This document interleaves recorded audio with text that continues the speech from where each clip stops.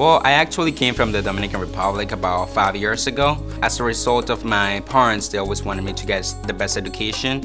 Well, they asked for me to come to the United States, and then I came here when I was 12. I started attending Boston Public Schools. Here we're also talking about someone who just learned the English language almost 5 years ago, and to be so articulate and to be able to perform at the level that he performs in the school system was totally impressive. He's in getting straight A's, mostly advanced placement classes, so really impressive from an academic standpoint. I would always stay after school extra hours for the teachers to explain the material to me.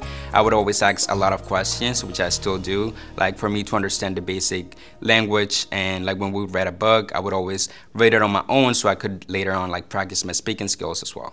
Well, the scholarship was originally created by NEHRA, so it's the Norma Clark Diversity Scholarship. It's not really an academic scholarship per se.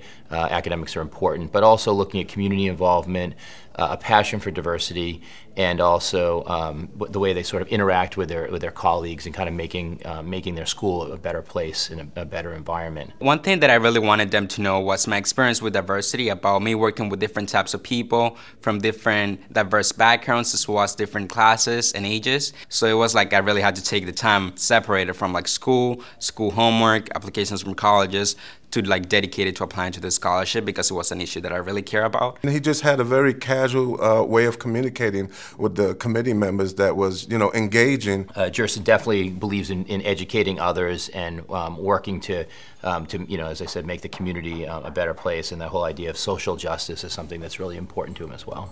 I'm really into medicine, so I want to major in biochemistry as well as take a minor on community health because I like advocating for the health of others, especially those in low-income communities. It's always inspiring to see young people coming along and getting ready to pass the torch and move this whole agenda forward. Many times we see youth in our communities and they're really not motivated because they feel like nobody cares. They feel like they don't really have a voice. They feel what they think doesn't really matter. However, receiving the scholarship made me aware that other people really care about the issues I fight for and diversity issues, as well as assure me that what I'm doing is right and I should keep doing it for the future.